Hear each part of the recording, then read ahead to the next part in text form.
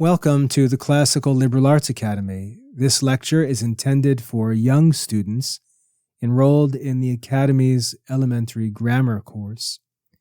If you're not enrolled and would like to join us for self-paced studies, visit classicalliberalarts.com. My name is William Michael. I'm the Academy Headmaster, and I'll be leading this study of Lesson 1 in elementary grammar, in which we're studying Harvey's elementary grammar and composition. In this first lesson, we are introduced to the concept of objects. Objects. The author of this textbook, Thomas Harvey, was an American teacher who lived in the 1800s, and he wrote this grammar textbook to help young students understand the basic building blocks of language and thought.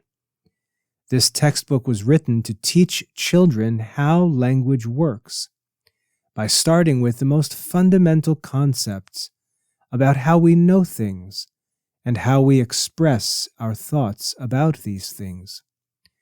The first lesson plays a very important role in the overall plan for this textbook, because it establishes the foundation for everything else we will learn about grammar. It shows us that before we can understand words and sentences, we must first understand what we're talking about when we use language. This approach to grammar, which begins with how we know reality through our senses and intellect, reflects a classical educational tradition that has influenced Catholic education for hundreds of years and aligns with the scholastic understanding that we teach in the Classical Liberal Arts Academy. In just a minute, we'll read through the lesson text together for the first time, just a simple reading. But before we do that, let's take a moment to pray and ask for God's blessing upon our studies. Let us pray. Lord our God, in your wisdom and love, you surround us with the mysteries of the universe. Send your Spirit upon us and fill us with your wisdom and blessings. Grant that we may devote ourselves to our studies and draw ever closer to you, the source of all knowledge. We ask this through Christ our Lord. Amen. Let's take time now to simply read through the text of our lesson. And you should always do this when you begin. Just read through the text of the lesson to learn what the lesson is about. After we make this first reading, then we'll go back and begin our careful study of it. But let's just read through the lesson together. So this is the first part of this book on grammar and composition, and we're studying objects. So the title of this first section is Objects, and the first article in this section is on the senses. We read, "We have 5 senses: seeing, hearing, feeling, tasting, and smelling." And you should recite this line until it's memorized or nearly memorized when you study. We have 5 senses: seeing, hearing, feeling, tasting, and smelling. When we see, feel, taste, or smell things, or hear sounds, we are said to perceive them. If I drop a book upon the floor, a force draws it toward the center of the earth. We cannot perceive this force with our senses, but we are conscious of it. That is, we know that such a force must exist. And we are conscious of many other things that we cannot perceive, such as love, hatred, joy, and sorrow. All these things are called objects. What then is an object? Article 2. An object is anything we can perceive or of which we may be conscious. An object is anything we can perceive or of which we may be conscious. When we think of objects. When we talk about objects. When we write about objects. When we talk or write, we use words to express our thoughts. What then is a word? Article 3. A word is a syllable or a combination of syllables used in the expression of thought. A word is a syllable or a combination of syllables used in the expression of thought. And that's the end of our reading of this first lesson. So having gone through that first reading, as you always should, we can now move to the next part of our lesson, which is the division of the lesson. We want to look at this lesson and divide it into its important parts. The purpose of this lesson is clearly stated: to teach us what an object is and what a word is, because these are the fundamental building blocks that we need to understand grammar, which is the goal of our study. So we want to understand what an object is and what a word is in this lesson. The lesson divides into 3 main parts. The first part begins at the top where we read, "We have 5 senses." This first section explains how we perceive things through our senses and introduces us to the concept of consciousness, when we can know things that we can't necessarily see or touch or smell or taste or hear. Even if we can't perceive things, we may still be conscious of them. The second part is found where we read the definition of an object. An object is anything we can perceive or of which we may be conscious. This second section gives us the definition of an object, which, remember, is the topic of this first lesson. The third part is the part about the definition of a word. We read, "A word is a syllable or a combination of syllables used in the expression of thought." So we have 3 parts in this lesson which line up with the 3 articles that we read in the lesson. Now that we've read through the lesson one time and have discussed how the lesson can be divided, let's go ahead with the interpretation and study to master all of the content of this lesson carefully. Let's go back. We'll reread the lesson and talk about each line and make sure we understand every sentence in the lesson. We read in the first article, we have 5 senses: seeing, hearing, feeling, tasting, and smelling. This first sentence establishes the foundation for all of our knowledge. The author of the textbook begins with something that every child can understand from his own experience.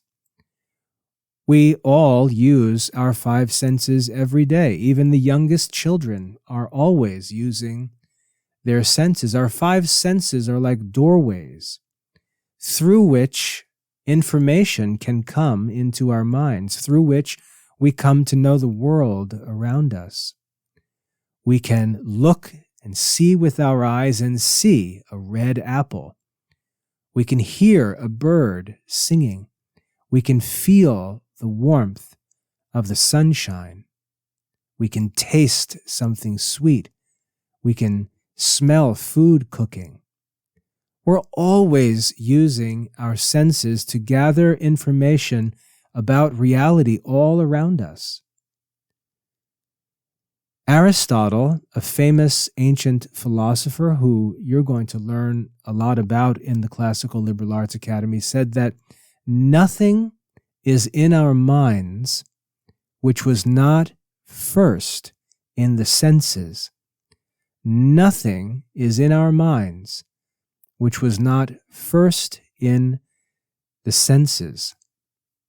So it's wise for the author of our book to start here, because we learn best, especially children, learn best when we begin with what we already know from our daily experience. And we all know about things that we learn through our senses. We then go on and read, when we see, feel, taste, or smell things, or hear sounds, we are said to perceive them. And we're focusing on this important word, perceive. To perceive means to become aware of something through our senses. To perceive means to know something that comes into our mind through our senses. It's different from just having our senses working. Our senses are working all the time. Light is coming into our eyes, sounds are coming into our ears, smells are coming into our noses, things are rubbing against our bodies that we can feel, but we're not perceiving all of those things. So it's not just receiving information through the senses or things entering in through our senses. Perceiving is something more than that. To perceive is when we recognize that we are seeing something. To recognize when we are feeling something or smelling something or tasting or hearing something. When we're aware of that thing that we're receiving information about through our senses, that is what it means to perceive something. So perception involves both our senses and our mind working together. Perception involves our senses and our mind working together. A good way to think about this is when you see something or hear something or smell something and then direct your attention at it to see, what is that? What was that sound I heard? What is that thing I see? What is that I smell? When we direct our minds at something and recognize what our senses are receiving, that's what it means to perceive something. And this distinction is important. It's important to realize that it's the mind and the senses working together, because it shows that even the simplest kind of learning, the simplest kind of knowing involves both our body and our soul. Both our body and our soul are involved when we perceive things. The author then writes, if I drop a book on the floor, a force that men call gravitation draws it down toward the center of the earth. The author gives us a helpful example that we can all understand and even try for ourselves to experience. When we drop something, we can see it fall. We can't see anything that's causing it to fall, but we see the book or anything else. We see it fall. We can't see the force that makes it fall. So we know that there are real things in the world that we can't perceive by the senses, but we know that they're there. We can't perceive them with our senses, but we know that they're there. Often we see their effects. We see their effects. Gravitation in science is said to be a real force. It's something that acts on material things. If a leaf falls off a tree, gravity draws that leaf to the ground.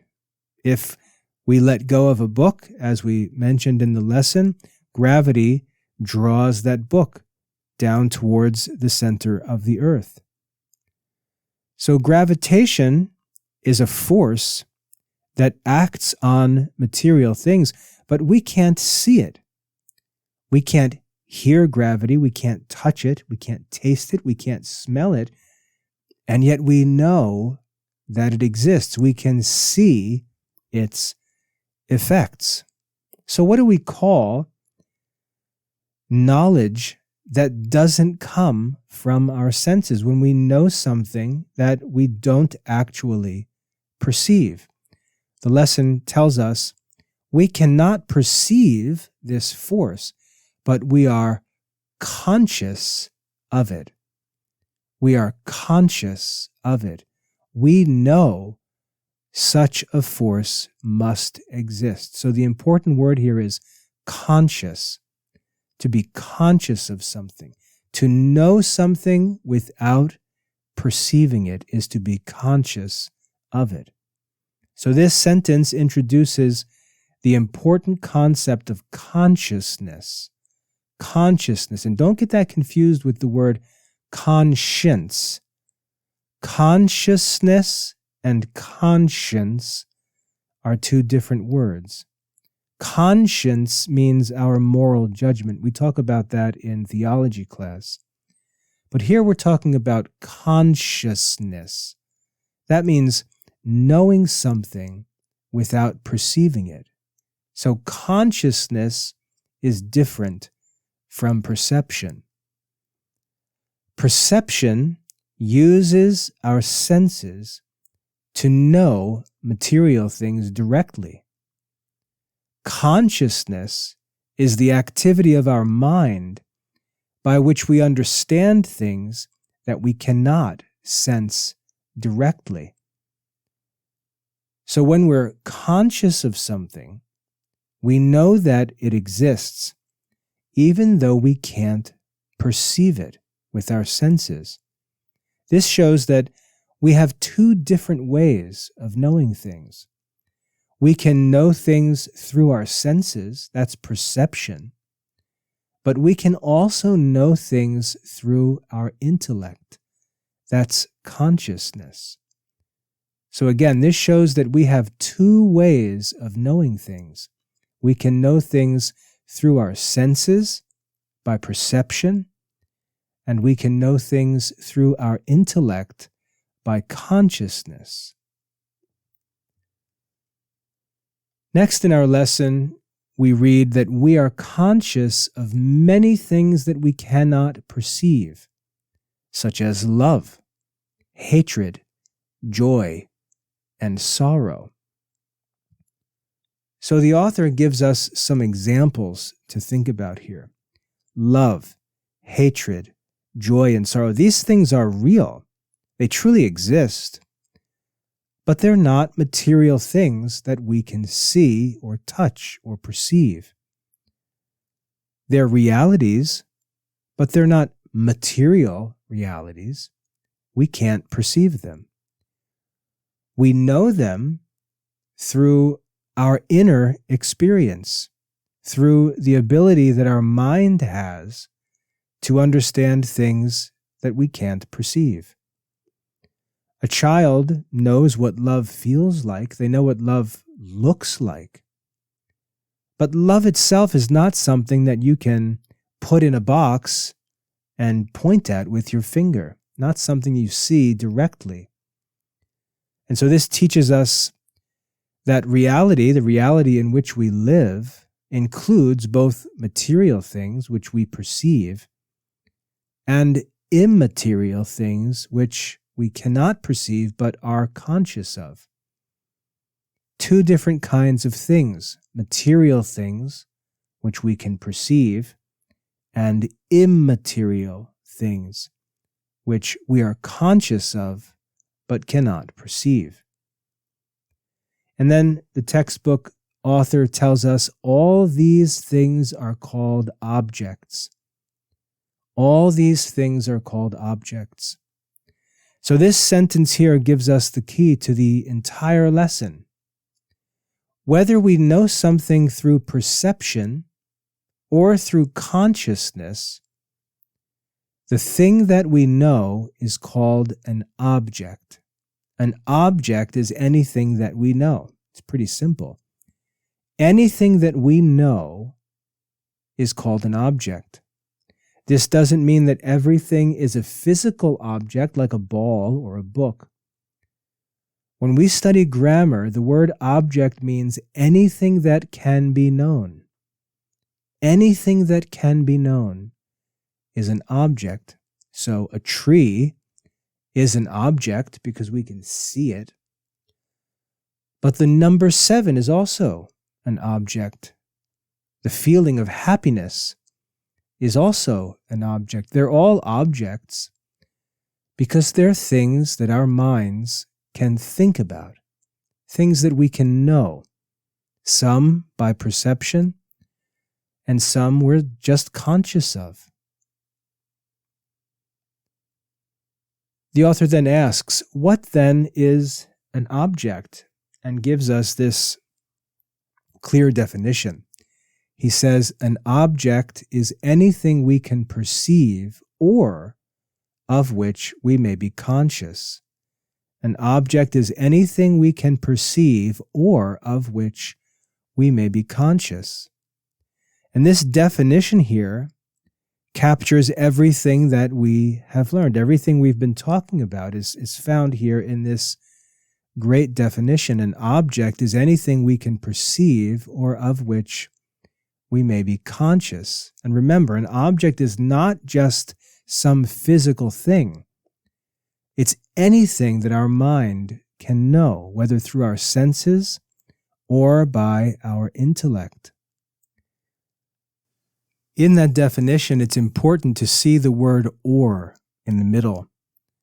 And remember that an object is anything we can perceive or of which we may be conscious. We don't have to know anything in both ways for it to be an object. Anything we can perceive or be conscious of is an object.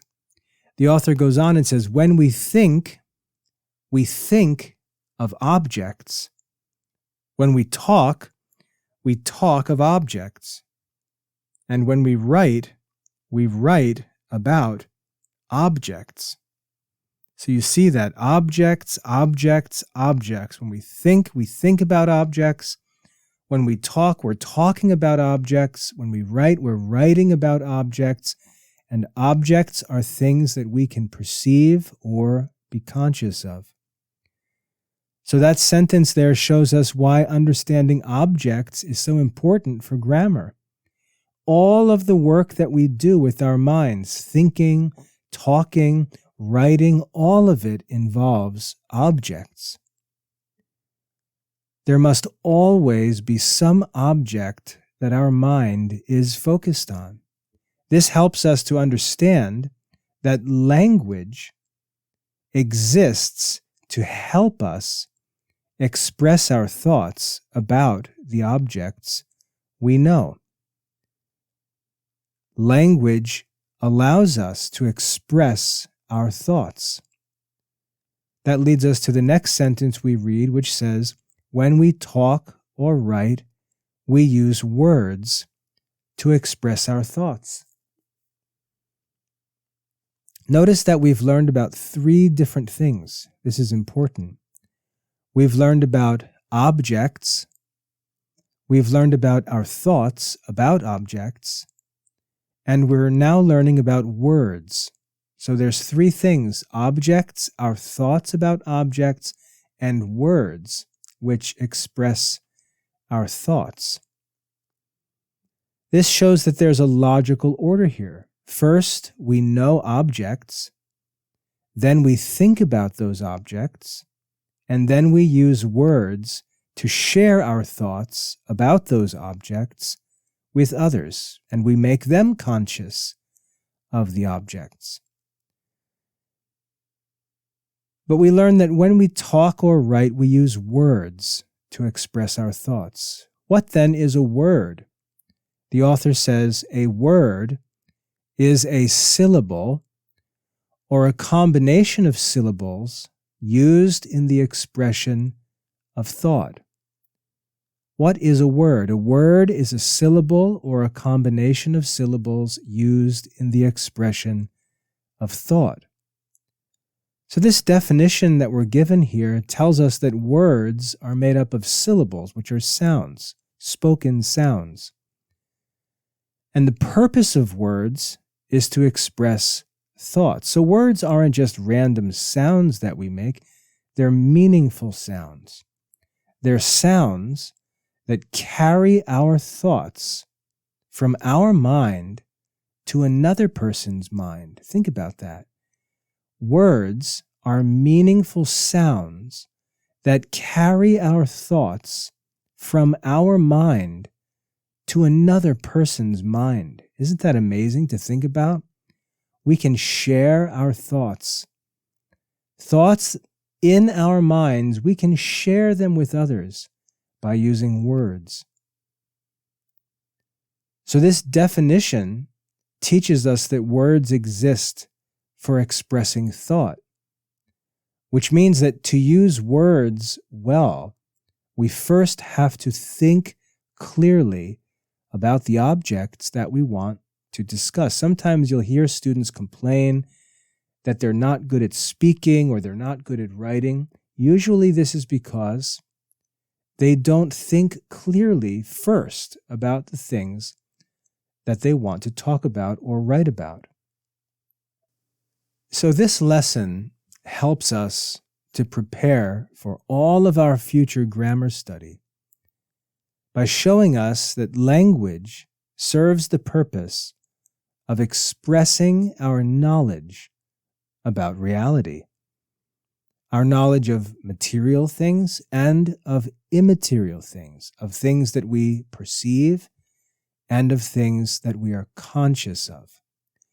So that's all of the content in our lesson. We've read through all the lesson, we've divided it, we've looked at all of the content of every line in the lesson, and that brings us to the end of the interpretation. What I'd like to do before we finish is give you some important memory work points that summarize the things that we have studied in this lesson, and I'm going to give you 7 of them, 7 points for memorizing.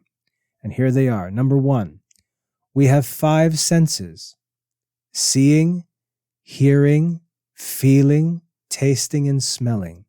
We have 5 senses: seeing, hearing, feeling, tasting, and smelling.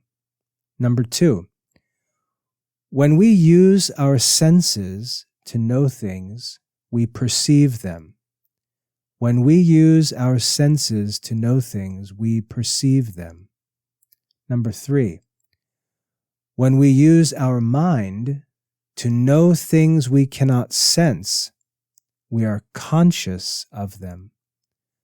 When we use our mind to know things we cannot sense, we are conscious of them. Number 4, an object is anything we can perceive or of which we may be conscious. An object is anything we can perceive or of which we may be conscious. Number 5, a word is a syllable or combination of syllables used to express thought. A word is a syllable or combination of syllables used to express thought. Number 6, when we think, talk, or write, we always think, talk, or write about objects. When we think, talk, or write, we always think, talk, or write about objects. And lastly, number 7, we use words to express our thoughts about objects. We use words to express our thoughts about objects. So in this lesson, we've studied the first lesson from Harvey's Elementary Grammar and Composition on the topic of objects. We've discussed the five senses, the difference between perception and consciousness. We studied the definition of an object as anything that we can perceive or be conscious of. And we learned the definition of a word as syllables used to express thought. So we've covered all the content of this lesson, and I hope that that's clear now. If anything wasn't clear before, I hope it's clear for you. So now it's time for you to reread and study the lesson for yourself, to develop your understanding of it, to master the content, and then demonstrate your understanding by completing the assessments that are provided in the elementary grammar course for Lesson 1. If you have any questions or need any help with this lesson or any other lesson in your studies, go to the forum, the support forum on the course page, and post your questions there. I'll make sure that I see them and answer them as quickly as I can. So if you have any questions, go to the course page, go to the support forum at the top of the course page and post your questions there. Once again, my name is William Michael. I'm the headmaster of the Classical Liberal Arts Academy, and I hope that this lecture has been helpful. God bless your studies.